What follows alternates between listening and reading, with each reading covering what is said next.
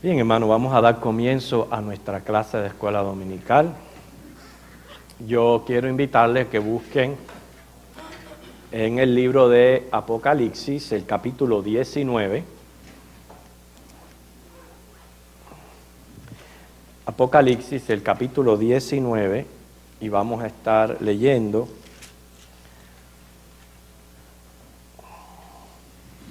los versículos del 1 al 2. Como decía el hermano en la oración, estamos estudiando uno de los libros proféticos del Antiguo Testamento, el libro de Zacarías. Hemos aprendido, por lo menos, a localizar la profecía como dicen, en tiempo e historia, donde Zacarías está profetizando después del exilio babilónico. O sea, una vez regresa los judíos de haber estado en cautiverio. Un detalle significativo porque hay otros profetas menores que profetizaron antes del exilio, antes de que sucediera. Y hay que aprender a ver cuál pertenece a un tiempo y cuál pertenece a otro. Zacarías profetiza después del exilio, y lo primero que son 8 visiones, y estamos enfrascados, ¿verdad?, en entender el significado de cada una de estas visiones. Ya hemos visto varias de ellas, hoy estamos viendo la séptima de las 8 que aparecen. Sabemos que 5 tienen que ver con la restauración del templo que estaba en ruinas en aquel entonces. Las otras 3 tienen que ver con el juicio de Dios. Entonces, busqué este capítulo 19, versículos 1 y 2, para que nosotros podamos entender de que los juicios de Dios son todos justos y todos verdaderos. Dice, yo voy a leer el primero y todos vamos a leer el segundo. Después de esto oí una gran voz de gran multitud en el cielo que decía: Aleluya, salvación y honra y gloria y poder son del Señor Dios nuestro, todos, porque sus juicios son verdaderos y justos, pues ha juzgado a la gran ramera que ha corrompido a la tierra con su fornicación y ha vengado la sangre de sus siervos de la mano de ella. O sea, en este libro de Zacarías se deja por claro 5 aspectos. Número 1, los ojos de Jehová están siempre sobre su pueblo Israel. 2, los ojos de Jehová están siempre sobre sus enemigos. 3, Dios asegura la bendición futura de Israel. 4, la bendición va a ser seguida por su restauración. 5, el Israel apóstata va a ser castigado. Esas son 5 verdades que aparecen en el libro de Zacarías. Es como el mensaje que Dios quiere que todos recibamos por medio del estudio de este libro. El significado de esta séptima visión que vamos a tratar es cómo el comercio es quitado de Israel y llevado a Babilonia por motivos de la idolatría. Esa es prácticamente la verdad central de esta séptima visión. Siempre aprendemos, siempre lo podemos aplicar a nuestra vida, porque vamos a ver expuesto el materialismo, el secularismo, que aparta al hombre de Dios. Piense en eso por un momento. No es cierto que el dinero, el amor a las posesiones, a las cosas materiales, es uno de los efectos que tiene el hombre que lo aparta de Dios. ¿No es cierto? Entonces, vamos a ver cómo el apartarse de Dios por seguir tras el materialismo y el secularismo va a acarrear pobreza, crisis económica, etc. Además está decirle que estamos atravesando una crisis mundial, ¿no es cierto? ¿Quién iba a decir que este país de Estados Unidos, el más desarrollado y poderoso del mundo, estuviéramos viviendo en las condiciones en que estamos, pagando casi $4 el galón de gasolina, y la vida cada vez se pone más difícil, peor? Hay muchos que tienen esperanzas de la mejoría de la economía. Nosotros no sabemos cuánto tiempo van a durar las señales del fin, pero por lo que veo y por lo que está profetizado, yo no creo que vayamos a mejorar, a menos que en la agenda de Dios todavía hayan miles de años por delante para venir. Pero como yo veo las cosas, no creo que vayamos a mejorar. Precisamente, una de las influencias de la crisis económica es cómo muchos empresarios se han llevado sus negocios y comercio a otros países porque la mano de obra es barata, ¿no es cierto? Se ha causado el desempleo en este país. Inclusive, una de las propuestas del presidente para incentivar la economía es darle ciertos beneficios especiales a aquellos que regresen y vuelvan a traer mano de obra aquí a Estados Unidos. Quiere decir, estamos viendo ahora mismo como un tipo de ejemplo de lo que se trata esta visión que aparece aquí en Zacarías. Cómo la economía es llevada de Jerusalén hacia Babilonia, hacia el Sinar, y la razón por la cual. Entonces, con esto en mente, porque esta es una clase que prácticamente es de bastante información, pero nunca podemos llegar al templo y abrir la Biblia y no encontrar una aplicación a nuestra vida. Y antemano quiero que busquemos 1 de Timoteo capítulo 6, versículos del 6 al 11. ¿Qué es lo que Dios quiere con nuestras finanzas, con el aspecto económico, con todo lo que tiene que ver con las cosas materiales, con el pan? Bueno, dice la Biblia que no estemos afanosos por estas cosas. Número 2, Mateo 6, de una manera muy preciosa, dice cómo el mismo Dios viste a los campos de flores y le da de comer a las aves. ¿Cuánto más no va a hacer con nosotros sus hijos? Y ahí mismo dice, busquen primeramente el reino de Dios, su justicia. Las demás cosas Él las va a añadir. O sea, siempre el corazón nuestro, con relación al aspecto material de la vida, tiene que ser de total dependencia en Dios.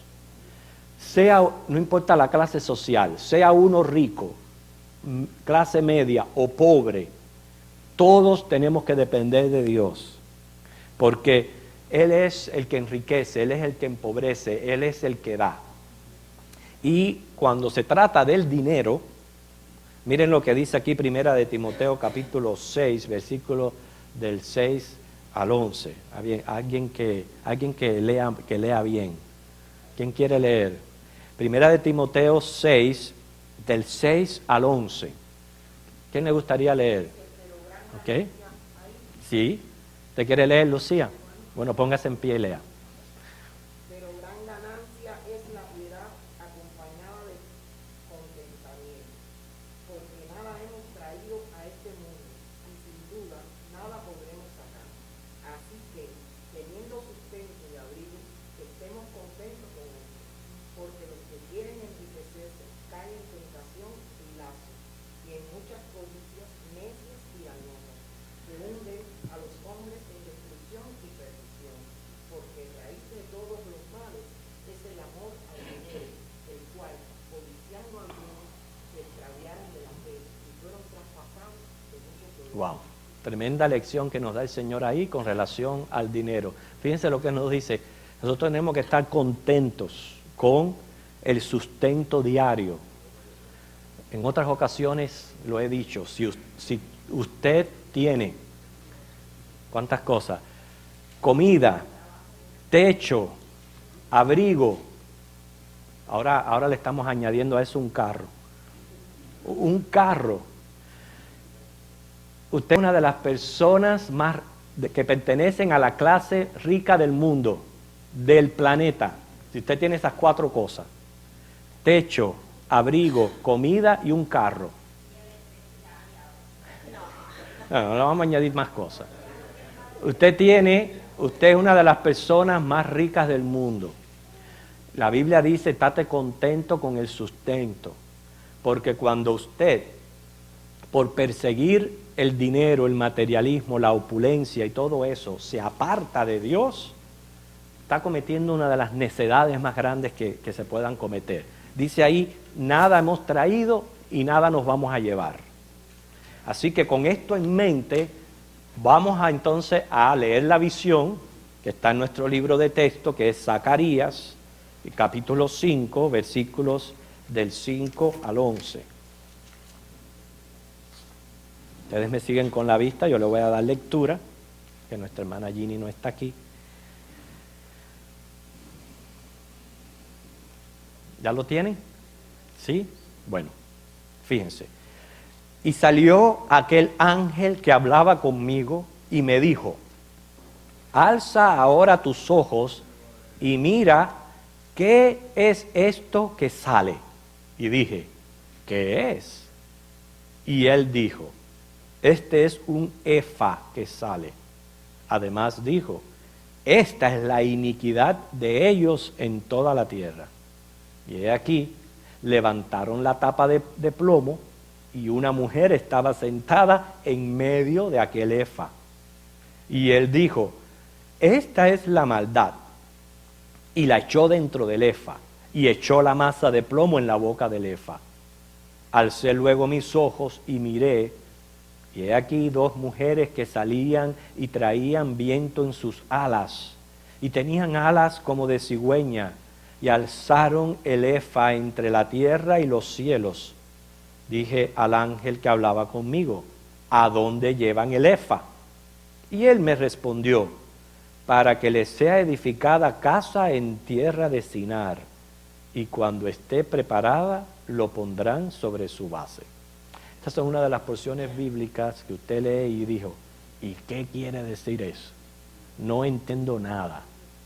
Bueno, uno de los objetivos de la clase es salir de aquí entendiendo los pormenores de esta visión. Se mencionan 3 detalles específicos que necesitan aclaración en los versículos del 5 al 8. Un efa que sale, una tapa de plomo, una mujer sentada en medio de aquel efa. Así que vamos allá. Ahora vamos allá. Eso es lo que queremos hacer. Esa la hermana está desesperada por saber, ¿verdad? Pero ahora vamos a los detalles. El efa era la unidad de medida más grande utilizada en el comercio. Un tipo de barril.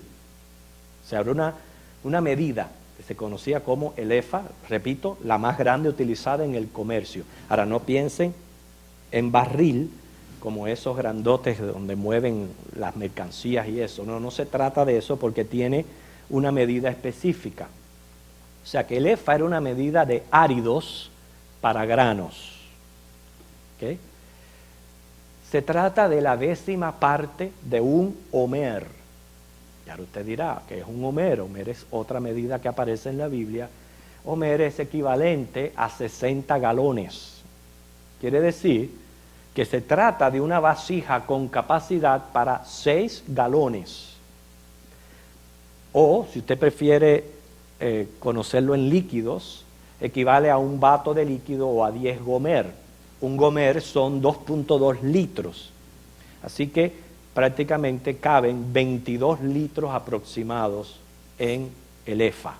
O sea, ya sabemos ya que era un efa. Era la medida más grande utilizada en el comercio. Por tanto, es por eso que decimos que esta visión tiene que ver con economía, con comercio, con mercadería. ¿Okay? Eso es lo que tenemos que tener primero en nuestra mente, en el primer significado que hallamos en esta visión. Ahora, el versículo 6 dice, esta es la iniquidad de ellos en toda la tierra. Si el efa es símbolo de economía y se denomina como iniquidad, quiere decir que aquí se está hablando de maldad, concupiscencia, avaricia, todo lo que tenga que ver con idolatría hacia el materialismo, hacia el dinero, hacia la economía. De más está decir que no es cierto que la mayoría del judío va detrás de la economía y de enriquecerse, y que en efectivo, donde quiera que están, son la gente rica y la gente que tiene más dinero y que está en control de la economía. Bueno, a eso se está refiriendo la visión. Nosotros todos necesitamos de las cosas materiales. Eclesiastés dice, el dinero es bueno para todo, pero dice la Biblia, el amor al dinero es la raíz de todo mal. Entonces no se trata aquí de que nosotros dejemos de luchar en la vida y tener, tú sabes, también nuestros sueños, alcances materiales y nuestras metas delante. Aquí se está hablando de una actitud del corazón, cuando la persona inclusive es capaz de negociar su fe y su alma por tal de obtener riquezas materiales. Eso es prácticamente el error en que cae el pueblo de Israel, por lo cual viene juicio sobre ellos. También el segundo detalle aquí, la tapa esa de plomo, la tapa del efa, con que se cerraba el efa, indica restricción, o sea, algo que está restringido. Como el texto habla de maldad, entonces significa la maldad está restringida. El tercer detalle es una mujer sentada en medio del efa. O sea, es el símbolo de una mujer malvada. ¿Okay? Es lo que quiere decir. Una mujer malvada. Ahora necesitamos entender quién es esta mujer y para eso tenemos esta clase y el próximo domingo. Estas son imágenes muy creativas porque un efa, que ya sabemos que lo que prácticamente tiene la capacidad para 6 galones, yo diría algo más o menos, no sé cuántos de ustedes tienen esos botellones de agua grandes, ¿cuántos galones son esos? 5. Bueno, ya tienen una idea más o menos de lo que es un efa, un poquito más que esos galones de agua. Entonces, era prácticamente pequeño para que una mujer pudiera sentarse encima, pero eso es lo que ve Zacarías. Ahora, los versículos del 9 al 11, bien interesante, porque aparecen 2 mujeres trasladando el efa a Sinar. Esto tiene un gran significado profético, porque tiene que ver con las actividades o operaciones del anticristo y su procedencia en los últimos tiempos. Esta es una de las bases bíblicas que ofrecen luz en cuanto al lugar donde el anticristo va a estar operando. La semana pasada mencionaba cómo a veces la ignorancia de algunas personas las lleva a decir que Obama es el anticristo por cosas que dice y hace. Entonces que en los últimos tiempos van a salir muchos anticristos, no lo dudo, pero de que sea el anticristo no lo creo. Que según Daniel, el anticristo es un judío. Y segundo, su sede de operaciones va a ser en Irak. En Irak. Entonces, por eso yo les decía, el día que ustedes vean al presidente Obama trasladándose a Irak, ahí entonces pueden decir que es el anticristo, pero mientras tanto no. ¿Okay? Sinar es Babilonia, la actual Irak. Ahí aparece mencionada en Génesis capítulo 11, versículo 2. Ustedes saben que el capítulo 11 de Génesis es el que narra la Torre de Babel, de donde viene la palabra Babilonia. Fue donde se originó prácticamente la religión en contra de Dios, en contra de lo que es Cristo. Es la madre de donde proceden prácticamente todas las religiones del mundo, desde aquella antigüedad, desde aquella rebelión de Nimrod en contra de Dios. Bueno, el Antiguo Testamento declara que Babilonia, la tierra de Sinar, va a ser el foco de influencias perversas en los últimos tiempos. Eso usted lo puede leer en Isaías, capítulo 13, versículos del 19 al 22. O sea, si usted está tomando nota y después quiere regresar al estudio y comprobar todas estas cosas bíblicamente, puede leer ahí cómo en Isaías 13 se presenta al Sinar o Babilonia, Irak, como la sede de esos últimos tiempos.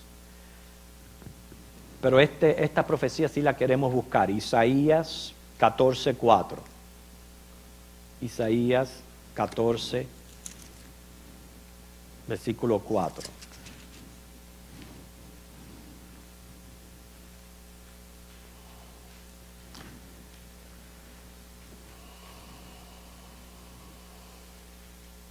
Alguien lo lee, por favor.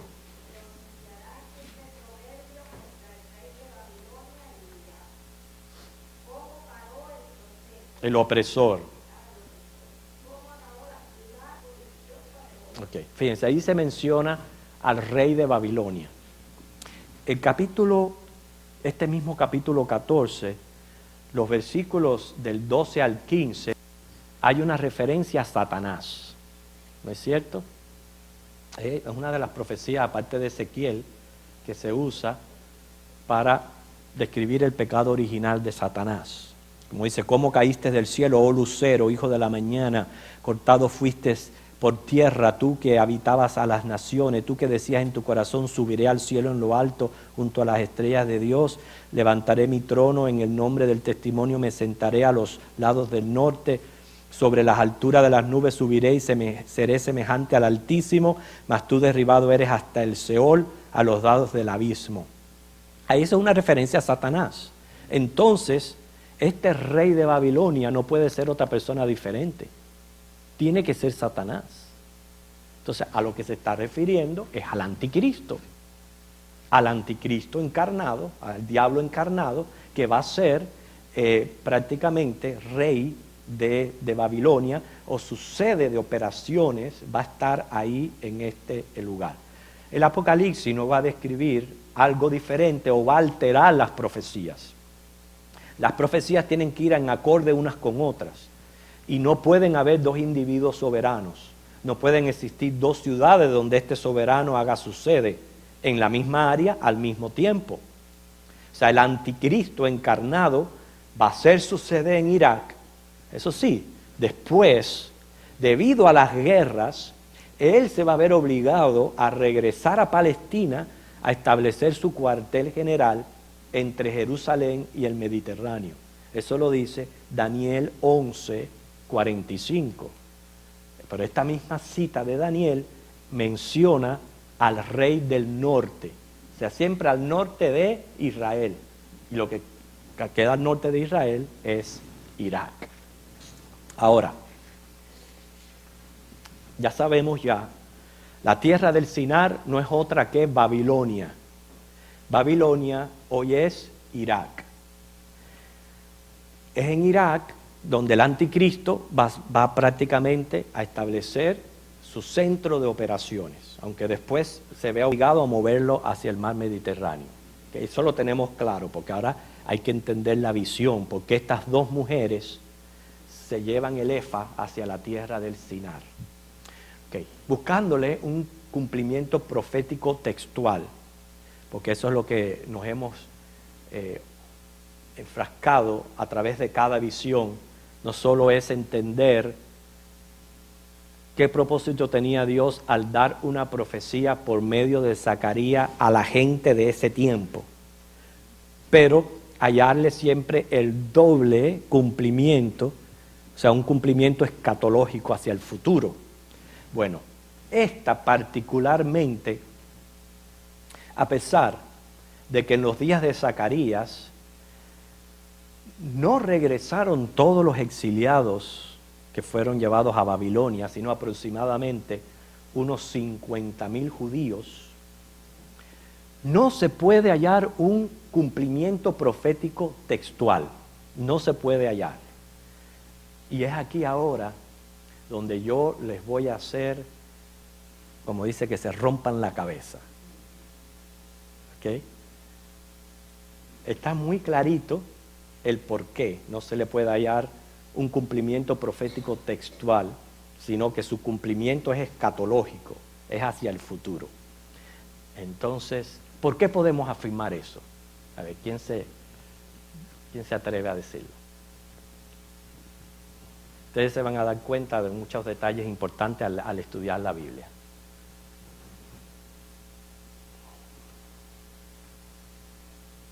Nomás que voy a dar unos minuticos.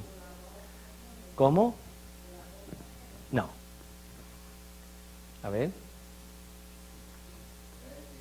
A ver, hermano, diga.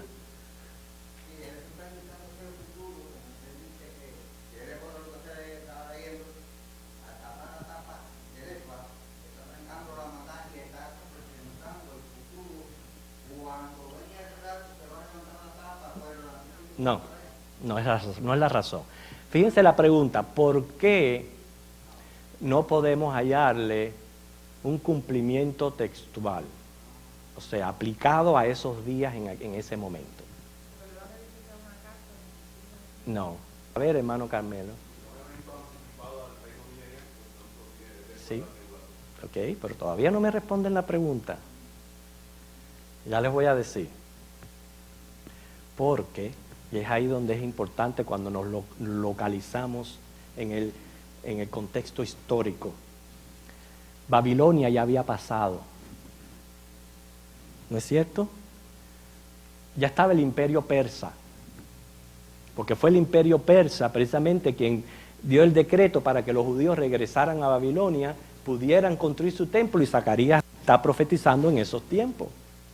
No puede haber un cumplimiento en ese tiempo porque Babilonia, la tierra del Sinar, ya había pasado.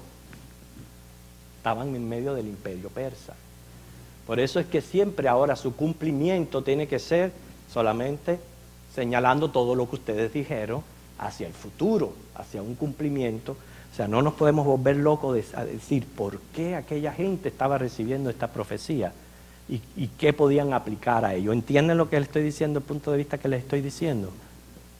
¿Entendieron?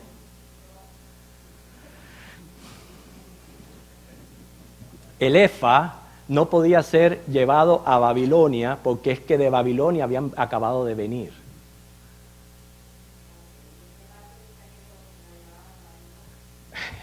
El Efa es llevado a la tierra del Sinar. Ya hemos aclarado que el Sinar es Babilonia.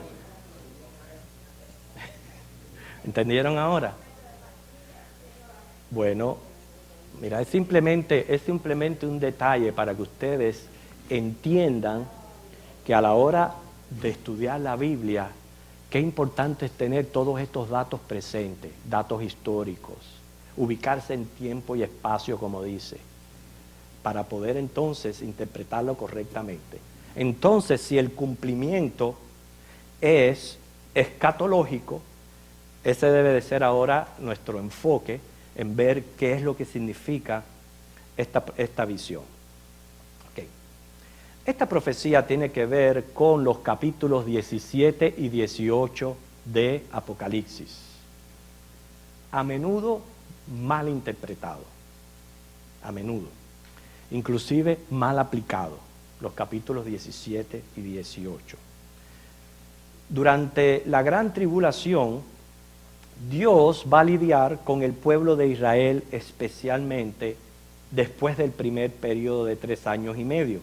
O sea, una vez que haya sucedido la marca del diablo y se hayan decapitado los gentiles salvos, ya no van a quedar gentiles para ser salvos, porque o se fueron decapitados o se pusieron la marca.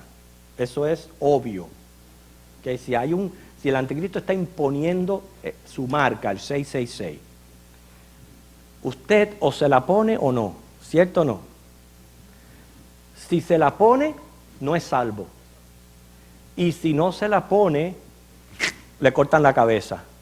Así que, o una u otra. Quiere decir, después de los 3 años y medio, con quien Dios está lidiando es con el pueblo de Israel. En Apocalipsis, el pueblo de Israel es simbolizado por 2 mujeres. Una de ellas, que menciona el capítulo 12, es el remanente de Israel, los que se salvan durante ese tiempo. La mujer que aparece en el capítulo 17 y 18 es el Israel apóstata. Es el Israel que hace pacto con el anticristo, y entonces es esa mujer que está sentada arriba del efa. ¿Entienden? Ahora lo voy a explicar un poquito más. Escuchen, el movimiento sionista es un movimiento judío que se ha encargado de promover el retorno de los judíos a Palestina. Ya lleva varios años tratando de motivar a los judíos que están esparcidos por todo el mundo que regresen a su tierra. Hay muchos que ya están instalados allí, pero faltan judíos prominentes de ciudades como Nueva York, Londres, París, Berlín, que no estaban dispuestos a irse de agricultores a su país. Ahora, ustedes saben que el dios dinero, que se le llama Mamón, el dios dinero, es prácticamente el dios de la mayoría de los judíos. Eso se refleja por el inicio de la adoración del becerro de oro. Y de ahí siempre ha sido, como dice, la debilidad de los judíos, el dinero, el amor al dinero. Este amor al dinero es esa iniquidad que está mencionando aquí la visión de Zacarías, el amor al dinero. En este momento, ya han pasado casi 50 años desde que Israel se hizo, más de 50 años que Israel se hizo Estado, y han ido regresando judíos, pero casi siempre al principio fue tener, tú sabes, la gente de clase baja, la gente trabajadora, la gente agricultora, que fueron a trabajar a levantar el país. Se están regresando de la opresión de Rusia, Hungría. O sea, la mayoría de los que están llegando de esas naciones. Pero repito, todavía muchos de los judíos prominentes aún todavía permanecen en ciudades importantes de otros países. Pero a medida que el país vaya desarrollándose, y créame, va a la velocidad de un tiro, porque cada vez Israel, a pesar de que solamente hace 60 años se hizo Estado, hoy día es uno de los países más desarrollados y más fructíferos del mundo. A medida que vaya desarrollándose, eso va a ir atrayendo la gente rica, la gente de dinero. Se van a empezar a mover para allá.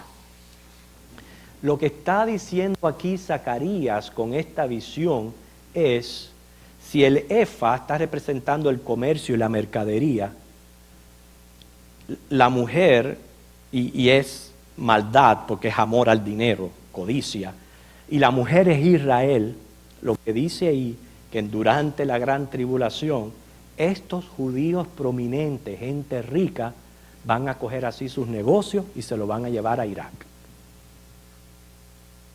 Eso es lo que va a pasar. Esa es la interpretación de estas 2 mujeres que se llevan, volar significa sacar, trasladar, se llevan prácticamente la economía de pueblo de Israel hacia Irak, Palestina.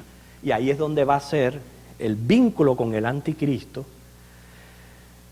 cometiendo el peor de los pecados de idolatría que se pueda imaginar, y por eso es que viene juicio de Dios contra el pueblo de Israel, y aparecen estos versículos en Apocalipsis 17:8, salgan de ella antes que lleguen las plagas de Dios contra Babilonia.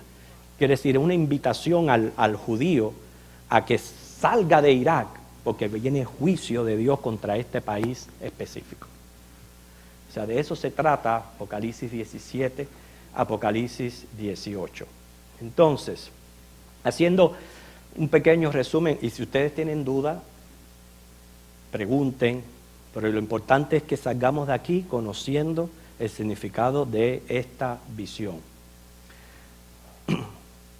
La visión del rollo volante, que fue la anterior, simboliza la destrucción de los judíos malvados. La visión del Efa simboliza la destrucción del dios dinero, Mamón. Porque cuando ellos hacen así, se van para Irak. Allá es donde Dios va a hacer así y los va a castigar con juicio. ¿Okay? Con terremoto, etcétera, que aparece ahí en el capítulo 18 de Apocalipsis. El Efa sale, quiere decir, el comercio ha sido transferido a otro lugar. La mujer sentada en medio del Efa, ya sabemos que es la misma que aparece en Apocalipsis 17 y 18, sentada sobre la bestia. ¿Okay? Recuerden que el anticristo viene con un plan triple y uno de sus propósitos es una economía mundial. Viene persiguiendo el control económico. Si hasta el momento prácticamente los judíos han sido los que tienen controlada la economía alrededor del mundo, pues su mayor interés es hacer alianza con ellos y de esa manera dominar el resto del mundo, o sea, el comercio prácticamente. Los judíos, no todos, sino los considerados apóstatas, son los que se atreven a hacer la alianza con el anticristo. Ahí ustedes ven la mujer sentada sobre la bestia.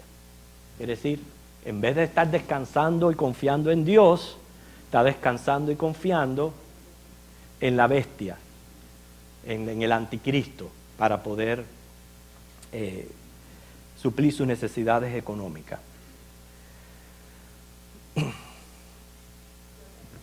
Sí, lo oiga.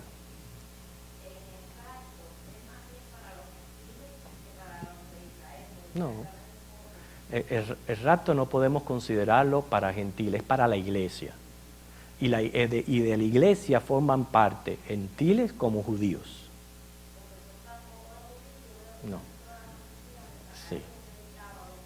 Claro. Tú estás en lo correcto. Tú estás en lo correcto. Cuando hablamos de poco, es comparativamente a la masa de gentiles que son salvos. Pero sí son sus buenos miles los judíos que son salvos en este mismo momento. Y ellos son parte de la iglesia, y como la iglesia se la lleva Cristo en el rapto, pues ellos se van también junto con la iglesia. O sea, acuérdense que Pablo no hace diferencia entre judío ni gentil. Para ellos en este momento somos iglesia, no importa la nacionalidad que usted tenga o identidad nacional. Después que se lleve Cristo la iglesia, quedan gentiles y judíos. Judíos, nada más, es para judíos. Esto es lo que está hablando aquí Zacarías, es para el pueblo de Israel. Lo que va a ocurrir, sobre todo en esos 7 años de tribulación, donde van a estar bien definidos los judíos salvos, que son el remanente, y los judíos apóstatas, que son esta gente de la que estamos hablando. No estamos hablando del milenio, estamos hablando del tiempo de la gran tribulación. Ya dije anteriormente, bueno, si tú eres gentil a la mitad, o te pusieron la marca y no eres salvo, o te abstuviste de la marca y te cortaron la cabeza, no queda otra opción.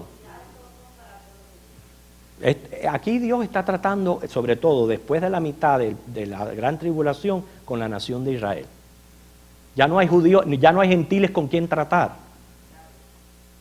No hay gentiles, porque o te fuiste o tienes la marca.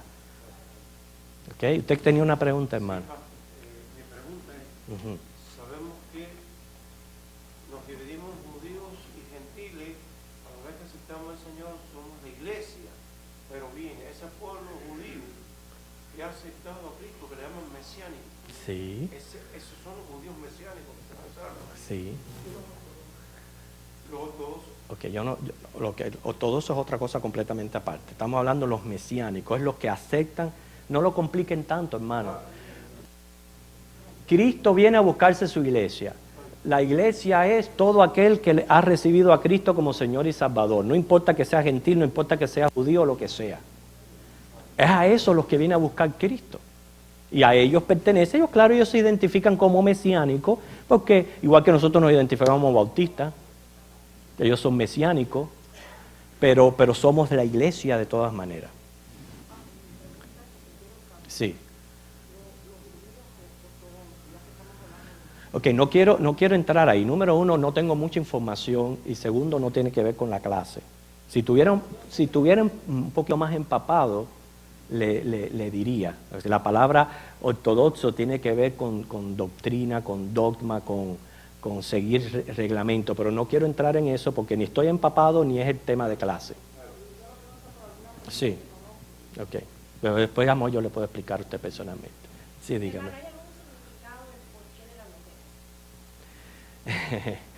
Sí, buena palabra. ¿Por qué? Siempre cuando se trata de idolatría y de infidelidad se menciona la prostitución, a la mujer como prostituta. Nunca se presenta, aunque pueden haber hombres prostitutos, casi siempre la idea va hacia la mujer. Entonces, la infidelidad o prostitución se compara con el pueblo de Israel porque ellos han dejado a Dios para ir tras el dinero que lo han hecho su Dios, y entonces eso es un acto de fornicación o de prostitución espiritual. Y como la mujer, la prostituta, es el símbolo de la fornicación en ese aspecto, es porque se usa una mujer. Aparte de eso, también aparece la visión de la mujer vestida de sol, que es la Israel, el remanente, dando a luz a un hijo varón. Entonces, la idea está, las mujeres son las que dan a luz, no los hombres.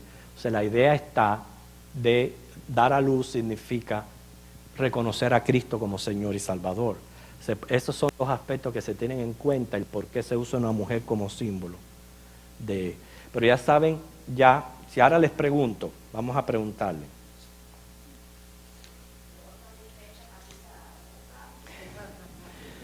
Ok, vamos a hacer algunas preguntas. Porque dijimos al principio de la clase, ya para entonces hallar una conclusión y una aplicación, que prácticamente se puede reducir la clase en 4 aspectos que necesitaban aclaración. El efa que sale, la tapa de plomo, la mujer sentada en medio del efa y las 2 mujeres que se llevan el efa a la tienda del Sinar. ¿Qué es un efa? Una medida para áridos, la más grande que se usaba. Sí, ¿ok? Imagínense hoy día cómo transportan la mercancía, que usan esos barriles grandes, ¿no? Bueno, esa era la medida más grande que se usaba para la mercadería y la economía. ¿Ok?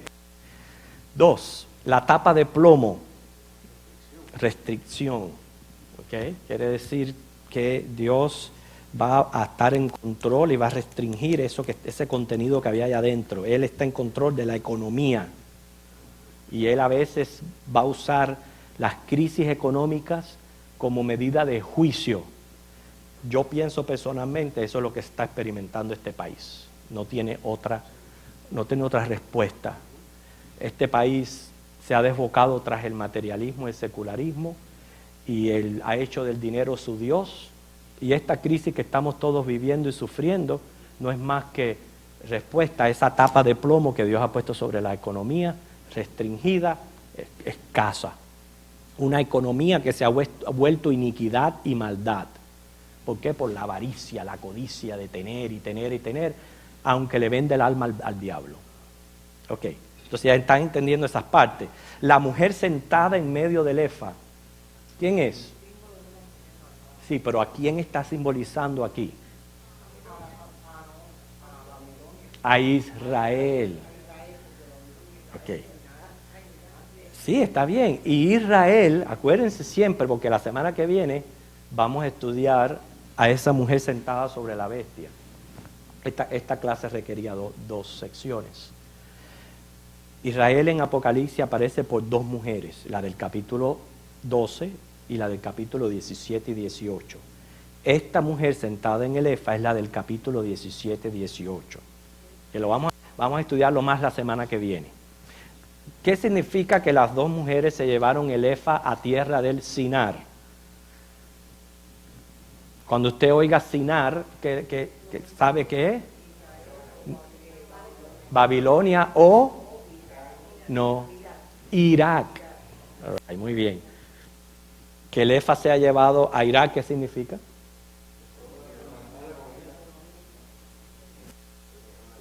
En los últimos tiempos, primero, los judíos prominentes van a llevar su influencia económica hacia Israel. Pero durante la gran tribulación de Israel, se la van a llevar a Irak. Y estando en Irak, juicio de Dios. Por eso que aparece la destrucción de Babilonia, que ustedes han escuchado anteriormente. Y habíamos dicho anteriormente cómo a veces se malinterpreta y se aplica pensando de que es un sistema religioso y se trata de Israel y de lo que va a acontecer con Israel.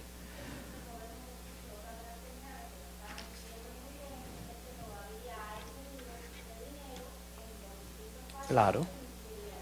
Sí, bueno, no, es muy difícil saber con exactitud cuántos de ellos ya se han establecido allá, porque definitivamente Israel cada vez se vuelve más próspero en todo aspecto de la vida, económico, militar, social. O sea, el crecimiento y desarrollo de Israel es sin paralelos en comparación a años que tienen otros países y naciones y no han experimentado ese cambio tan drástico. O sea, es muy difícil decir con exactitud cuántos judíos prominentes quedan fuera del mundo y cuántos han regresado, pero de que definitivamente lo que Dios dice aquí se va a ir cumpliendo es verdad. Ok, vamos entonces a concluir, sobre todo a buscarle una aplicación propia a la clase de hoy, que ya sabemos el significado de Babilonia, de la visión, la séptima que recibe Zacarías, y hemos dejado inconcluso para simplemente conocer un poquito más acerca de esta mujer que habla, que está sentada sobre el efa, para la semana que viene. Pero por lo menos la lección que a mí me deja aquí, hermanos, es abrir mis ojos hacia la idolatría. Cuando yo me refiero a idolatría, yo no estoy hablando de adorar ídolos solamente. Yo me estoy refiriendo, hermanos, a ídolos que hacemos de las cosas de la vida. Y el dinero puede convertirse en un ídolo. Por eso es que primera de Juan 5:21 dice, hijitos, guardaos de los ídolos. Hay inclusive muchos cristianos que se han dejado vislumbrar por lo que es la economía y el dinero a punto de que han dejado a Dios. Han dejado a Dios por tal de perseguir las riquezas de este mundo. Lo que a mí me enseña esta profecía es que tarde o temprano, hermanos, Dios juzga. No se trata, yo siempre digo, no se trata de cuánto dinero entra a mi casa, sino también el control de cuánto sale. Y Dios es un Dios proveedor y fiel. Y Él puede hacer que en lo poco abunde y en lo poco tengamos suficiente, porque lo que más necesitamos en esta vida, como decía Timoteo, es contentamiento. Es decir, estar satisfecho, contento con lo que tenemos y dejar a un lado la codicia y la avaricia que no va a llevar a ningún bien. Entonces, hay que orar por eso. Hay que orar para que Dios nos dé un corazón correcto ante el dinero, ante el materialismo, ante el secularismo, que nosotros entendamos que la vida espiritual, el alma, tiene prioridad, es más, trasciende más que las cosas materiales. Las cosas materiales hoy día las tenemos, mañana no.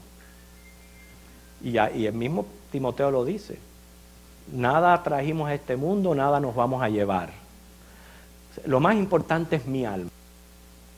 Si el Señor quiere bendecirme y ser rico. Aún en eso hay que saber usar las riquezas para que glorifiquen a Dios. Y en cualquier otro estado social en que yo me encuentre, yo siempre tengo que depender del Señor. Siempre. Porque Él es el que verdaderamente bendice. Y vemos claramente en Israel cómo Él va a ser juzgado. Eso se va a ver cuando estudiemos más Apocalipsis 17. Se va a ver el juicio de Dios contra el pueblo de Israel. Esa es la lección que aprendemos. Ahora le doy oportunidad, tenemos como unos ¿cuántos minutos para que ustedes digan algo, hermano?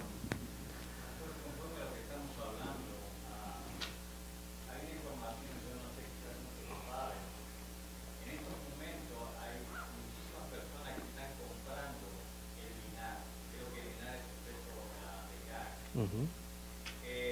La información que ellos tienen supuestamente es de que están esperando que las tropas americanas se retiren totalmente de Irak para empezar a reconstruir Irak.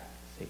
Y dicen que hay muchos negocios, muchas empresas, compañías que están esperando que esto suceda para ir ahí y empezar a reedificar Irak. Y hay iglesias, inclusive pastores que están invirtiendo. Invertir. Wow. Porque la información es de que también en Irak se ha encontrado un monte, una montaña llena de oro. Wow. Y dice que ese dinero va a valer muchísimo. Wow. Entonces la persona que tenga en ese momento de valorizarse ese dinero, por ejemplo, si por $100 hoy compra cierta cantidad de dinar, el día que eso tome el valor, esa persona se va a volver millonario de un día para otro. Wow. Esa información suya es prácticamente una actualización de cómo se va a cumplir esta séptima visión que recibe Zacarías. Esto no es, como dice, de la noche a la mañana. Esto lleva su proceso, y lo que usted me está compartiendo con nosotros es precisamente ver delante de nosotros cómo la Biblia se cumple y cómo todo este proceso ya está ya en juego. Gracias por su valiosa información, Loida.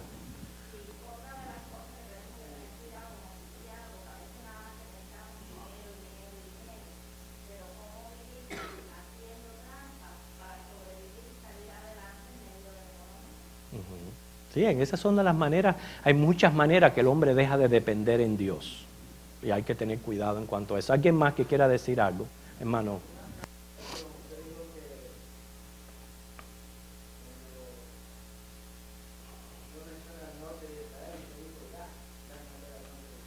Bueno, está considerado parte así de que está arriba del norte. No es que está paralelamente al norte de Israel, pero cuando dice los países del norte, se está refiriendo a toda esa parte que está Irak, Irán,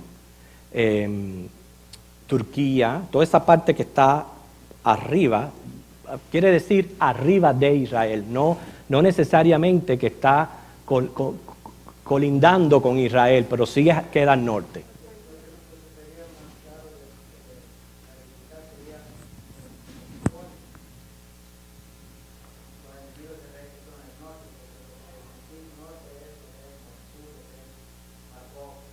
No, norte quiere decir, sí, yo sé, pero norte quiere decir arriba, está por encima de Israel. El rey del norte es Irak. Irak queda arriba de Israel, queda al norte de Israel. Si tú lo vas a buscar geográficamente, no lo puedes localizar ni en el sur, ni en el este, ni en el oeste, al norte.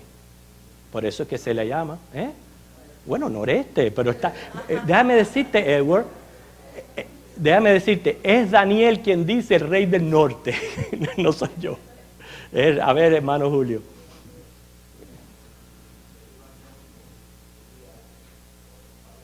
Exacto.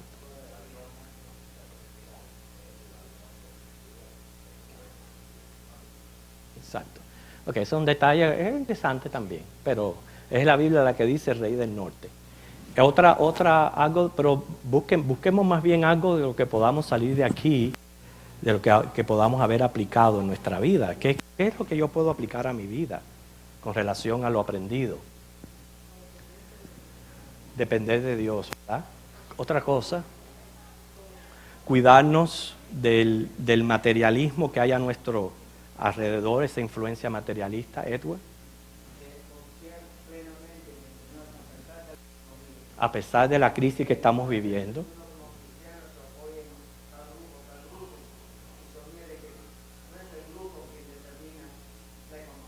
Sí.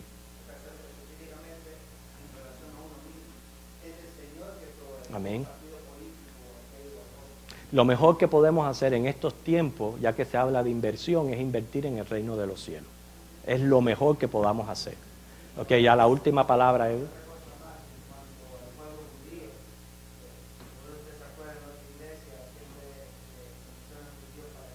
Uh-huh.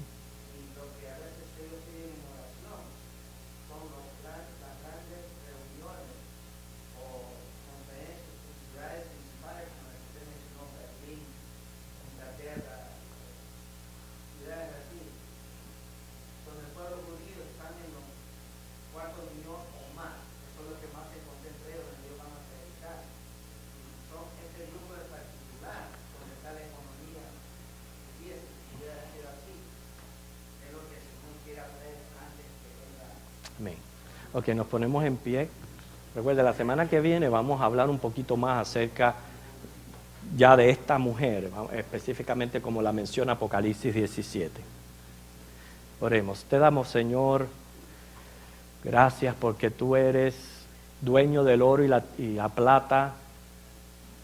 Tú eres el creador de este mundo. En ti lo encontramos todo, toda nuestra satisfacción, toda nuestra complacencia. Lo que sí queremos orar, Señor, es que tú nos des siempre contentamiento, una actitud correcta ante el materialismo, que siempre demos prioridad a la vida espiritual y podamos invertir nuestra vida, nuestra energía, nuestro recurso en tu reino, que es el que va a durar para siempre. Prepáranos ahora para el culto de adoración en Jesús. Amén.